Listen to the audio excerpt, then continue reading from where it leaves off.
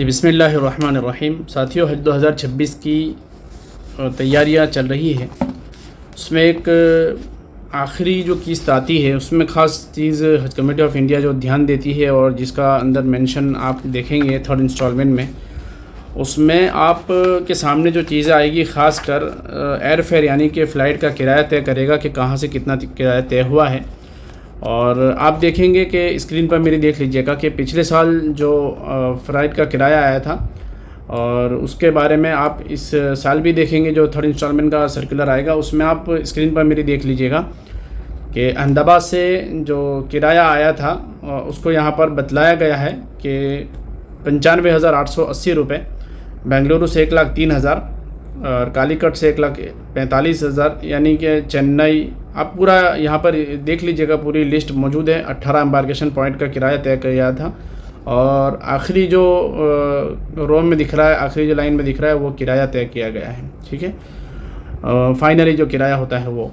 लेकिन उसके सामने उसके अगेंस्ट में इंस्टॉलमेंट कितना था वो देखिएगा। जैसे कि आप पहला अहमदाबाद देख लीजिएगा, मैं यहाँ पर दिखाने जा रहा हूँ कि अहमदाबाद का जो फ़्लाइट का किराया 95,880 था, लेकिन उसका इंस्टॉलमेंट जो था 52,350, क्योंकि ये किराया तय करने के बाद पहले से हम लोग 2 इंस्टॉलमेंट भर चुके हैं तो उसमें से वो पैसा कट जाता है। इसी तरह आप मुंबई को देखेंगे, यहाँ पर 16 नंबर पर आप देख लीजिएगा नीचे, वहाँ पर 90,844 रुपये किराया था वहाँ से, लेकिन मुंबई का जो इंस्टॉलमेंट आया था वो है 47,300 रुपये। ठीक है, तो बस इसी तरह आप देखेंगे कि हम इस साल 2026 में पहला इंस्टॉलमेंट जो हमने भरा है 1,52,300 और दूसरा हमने जो भरा है 1,25,000, दोनों मिलकर 2,77,300 रुपये हो रहा है। तो अब हमें फ़्लाइट किराया देखना रहेगा कि कितना हमारे अंदर से कट होता है और इसके साथ वहाँ के अखराजात तय कर लिए जाएंगे। जैसे मैंने पिछले वीडियो में बतलाया, तो हमारे ऊपर कितना रेट आएगा थर्ड इंस्टॉलमेंट का वो इंशाल्लाह सामने आ ही जाएगा।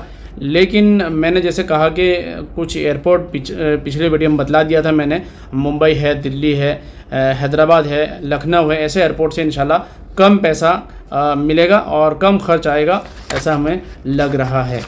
और जो है आपको ख़ास उसमें थर्ड इंस्टॉलमेंट में देखना रहेगा। और एक है कुर्बानी को लेकर बहुत सारी कन्फ्यूज़न पैदा होती है कि जो लोग हज कमेटी से कुर्बानी करवाना चाहते हैं और उन्होंने एप्लीकेशन में यस किया हुआ है, तो उनको अलग से पिछले साल भी थर्ड इंस्टॉलमेंट के अंदर ही शामिल करने रहेंगे और 16,600 रुपये पिछले साल भरवाए थे, यानी 710 रियाल कुर्बानी के अलग से पे करना रहेंगे। लेकिन साथ में ही भरना, उसको अलग अलग भरने की ज़रूरत नहीं होगी। और तीसरी चीज़ उसमें इंक्लूड की जाती है मीकात जोहफ़ा, यानी शिया जमात के जितने हुज्जाज किराम होते हैं वो जद्दा जाते हैं और जद्दा से उनको अलग से ट्रांसपोर्ट, अलग बस के ज़रिए उनको जोहफ़ा पहुँचाया जाता है। तो जोहफ़ा ले जाने वाली जो बसेस हैं उनका ख़र्चा जो होगा, अखराजात होते हैं वहाँ पर जो भी होगा उनका, उसको अलग से जोड़ा जाता है। वो उनको शिया पिलग्रिम को, शिया हुज्जाज को वहाँ से अलग से पेमेंट करना होगा। लेकिन आप लोगों को, जिन लोगों ने हज की कुर्बानी हज कमेटी से करवानी है, वहाँ पर गवर्नमेंट से कुर्बानी करवानी है, उनको अलग से पे करने रहेंगे। वो उस वक्त इस साल बताया जाएगा अलग से। तो दोनों कुर्बानी के मसले में आपको बतला दूं कि हज कमेटी ऑफ इंडिया से आप कुर्बानी अगर करवाते हैं तो उसमें 720 रियाल से ज़्यादा ही उसमें ख़र्च होता है। उसमें आपको यहाँ से थर्ड इंस्टॉलमेंट में उसकी जो अमाउंट है, जिसका जो रियाल से बनता है, इंडियन रुपीज़ जो भी होगा 16-17 हज़ार रुपये, उसको शामिल करके एक साथ भर देना होगा। और आप मक्का पहुँच जाएंगे और हज के दिन जब आएंगे, जब आपको मीना में ले जाया जाता है, तो उससे कबल यानी 5-6 दिन पहले आपको एक कूपन पहुँचा दी जाएगी आपके स्टेट हज इंस्पेक्टर के हाथों, आपके कमरे पर पहुंचाएंगे। इस तरह पोस्टर में आप यहाँ पर देख लीजिएगा, मेरी स्क्रीन पर नज़र आ रहा है, इस तरह की कूपन होगी, उसमें आपको आपका कवर नंबर वगैरह मेंशन किया होगा, लिखा हुआ होगा। और आपको मीना में रहना है, इस कूपन को साथ में लेकर जाना है, उसका फ़ोटो ले लेना है। और उसके बाद आप जब पहले दिन मीना में रहकर दूसरे दिन अरफात में आएंगे, अरफात में जाने के बाद फिर जब कंकरियाँ मारेंगे तीसरे दिन मीना में, उसके बाद आपको ये वाला कोड, QR कोड जो है उसको स्कैन करना है। उसकी एप्लीकेशन लेकर आप स्कैन करेंगे, आपको उस कूपन को स्कैन करना है। उसके बाद आपको आपका स्टेटस देखना है और स्टेटस देखने के बाद ही आप यहाँ पर जो नज़र आता है उस वक्त में हम बताएंगे कि भाई यस हो गया, नो, आपको वहाँ पर नज़र आएगा। और अगर आपकी कुर्बानी हो गई है तो आपको उसके बाद हलक कराना होगा, लेकिन उसका कोई कस्टमर केयर नंबर भी नहीं होगा, आपको ना फ़ोन से आप बात कर सकेंगे। लेकिन ये ऑथेंटिक है, गवर्नमेंट का है, वहाँ की सऊदी हुकूमत का है, बिल्कुल ऑथेंटिक है, बिल्कुल हक और सच है, कुर्बानी होती ही है आपकी। और हम लोग कहेंगे कि अगर आपको ऐसे झमेलों में नहीं पड़ना है तो आपको हज कमेटी से ही करवानी चाहिए, अगर आप कहीं जाना नहीं चाहते हैं। और अगर आप बाहर करवाना चाहते हैं तो उसका मसला फिर अलग रहेगा, आपको इस तरह की कूपन नहीं होगी, आपको प्राइवेट करवानी पड़ेगी, आपको एजेंट वहाँ पर मिलेंगे। हज कमेटी का जो कूपन का जो मसला है उसमें आप मीना में जब पहले दिन की कंकरियाँ मारेंगे उसके बाद हज कमेटी को कोई इन्फॉर्मेशन नहीं होती गवर्नमेंट को कि भाई आपने कंकरियाँ मार ली है, आपकी अब कुर्बानी करनी है। वो आपको बता देंगे कि आपको जोहर से पहले कंकरी मार लेनी है या असर से पहले कंकरी मार लेनी है। लेकिन उसके मसले आप मुफ्ती साहब से, उस उलमा किराम से जान लीजिएगा। अगर पहले कुर्बानी हो गई और बाद में आप रमी करेंगे, कंकरियाँ मारेंगे तो थोड़ा मसला टेढ़ा हो जाता है और मामला बिगड़ जाता है। और हज कमेटी को कोई चीज़ का इन्फॉर्मेशन आप नहीं दे सकते और आपको हज कमेटी किसी चीज़ की इन्फॉर्मेशन नहीं देगी कि हमने आपकी कुर्बानी कर दी है, आप रमी कर लीजिए। बहुत सारे मामले ऐसे होते हैं कि हाजी जब अरफात और मुज़दलिफ़ा में, अरफात में रात दिन में थकता है और रात में मुज़दलिफ़ा में ठहर कर जब सुबह पैदल चलकर मीना आता है तो कभी कभी हाथों में और पैरों में थकान की वजह से, और ऐसी कई मामले ऐसे हो जाते हैं जहां हाजी अपने खेमे पर ठहर जाता है या कहीं रास्तों में दरख्त वगैरह के नीचे ठहर कर आराम से कंकरियाँ मारना चाहता है। कभी असर भी हो जाती है, कभी मगरिब भी हो जाती है पहले दिन की कंकरियों में, लेकिन हो सकता है कि उनकी कुर्बानी हज कमेटी ने अदा कर दी तो मामला फिर बिगड़ जाएगा। इसलिए आप उलमाए किराम से पहले तहकीक कर लीजिएगा क्या हमारी हज कमेटी पहले कुर्बानी कर देती है और हमने कंकरियाँ नहीं मारी तो उनके लिए क्या हुक्म होगा। इसलिए ये मामला हज कमेटी के ऊपर है। हज कमेटी आपका इंतज़ार नहीं करेगी, असर के बाद या ज़ोहर के बाद आपकी कुर्बानियाँ शुरू हो जाएगी, आपको उससे पहले कंकरी मार लेनी होती है। ये हज कमेटी की कुर्बानी का मसला है। अगर प्राइवेट में करना है तो उसके बारे में क्या है मैं आपको बता देता हूँ।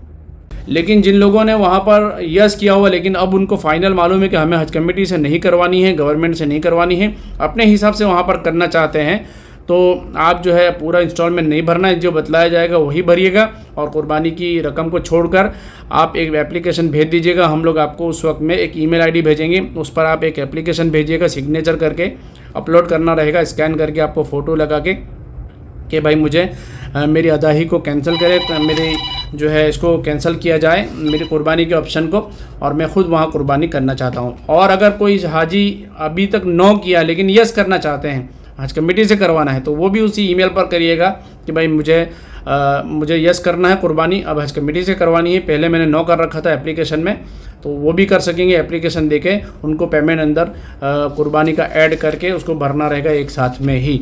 और कुर्बानी का मसला आप शायद आपको मालूम होगा कि बहुत सारे लोग कुर्बानी के वहाँ निज़ाम बनाते हैं, और प्राइवेट में अगर कुर्बानी होती है तो 450 रियाल से लेकर 700-800 रियाल तक, 1000 रियाल तक भी वहाँ पर जो है जानवर मिल जाते हैं, छोटे जानवर, तो उसमें आप करवा सकते हैं। और प्राइवेट कुर्बानी का मसला बहुत कठिन है और वहाँ पर देखा गया है कि प्राइवेट कुर्बानी में फ्रॉड भी बहुत होता है। हाजियों से पैसा लेकर भाग जाते हैं और कुर्बानी के दिन फ़ोन नहीं उठाते हैं और कहते हैं कि हमें पुलिस ने पकड़ लिया, फला जो कुछ चीज़ें होती है, ये बरसों से चलती आई एक फ्रॉडी टीम का काम है, तो उससे थोड़ा बचना चाहिए।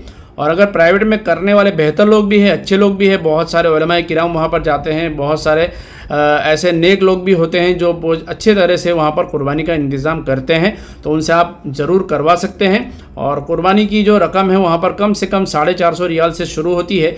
और लोगों को भी जानता हूँ जो कुर्बानी का निज़ाम करते हैं वहाँ पर और बड़ी अमानतदारी के साथ कुर्बानी का निज़ाम बनाते हैं, तो अगर ऐसे लोगों से आप करवाना चाहें तो बहुत बेहतर होगा। और आप अपने इलाके में उलमाए किराम ज़िम्मेदार करते हैं और वाकई में अच्छी तरह उनका भी निज़ाम है, तो आप उनके ज़रिए भी करवा सकते हैं, कोई हरज नहीं है। लेकिन पहले आपको पेमेंट नहीं करना है, वहाँ पर जाके पेमेंट करना रहेगा। और मैं जिनको जानता हूँ उनका शायद पिछली साल 500 या 550 रियाल था और वह बहुत बेहतरीन तरीके से इंतज़ाम हुआ था। मैं खुद मेरे सामने हुआ और मैं खुद वहाँ हाजिर रहा कुर्बान गाह पर, मैं मेरी मौजूदगी में मेरी नज़रों के सामने कुर्बानी का इंतज़ाम उन्होंने किया था, जिनको मैं जानता हूँ। लेकिन अगर इस साल भी अल्लाह ने चाहा अगर मेरा वहाँ पर पहुँचना हुआ और होगा तो मैं इंशाल्लाह आपको व्हाट्सएप ग्रुप पर उस वक्त में इंशाल्लाह बता देंगे। और आप अपने हिसाब से तय करना है आपको कैसे करवाना, कहाँ करवाना है, लेकिन फ्रॉडी लोगों से आपको ज़रूर बचना रहेगा। थर्ड इंस्टॉलमेंट जो आएगी उसके अंदर कुर्बानी के पैसे शामिल होंगे और थर्ड इंस्टॉलमेंट में कुर्बानी के साथ जोहफ़ा वाले पैसे भी शामिल होंगे, इसलिए जोहफ़ा के पैसे आपको तो नहीं भरने हैं। जो शिया लोग हैं वही शिया जमात के लोग ही भर सकेंगे, बाकी सुन्नी जमात वाले लोग वो पैसे को नहीं भरना है। और जो है आपको ख़ास ध्यान रखना है, उसमें कुर्बानी यस है तो आपको पैसा भरना, अगर कुर्बानी नहीं करवानी है तो आपको सिर्फ बतलाई गई ही रकम आपको अदा करनी होगी, इसका ख्याल करेंगे। ठीक है, इंशाल्लाह नई इन्फॉर्मेशन होगी तो ज़रूर हम आपसे बातचीत करेंगे और वीडियो के ज़रिए आपसे मुखातिब होंगे। अस्सलामु अलैकुम वरहमतुल्लाहि वबरकातुहू।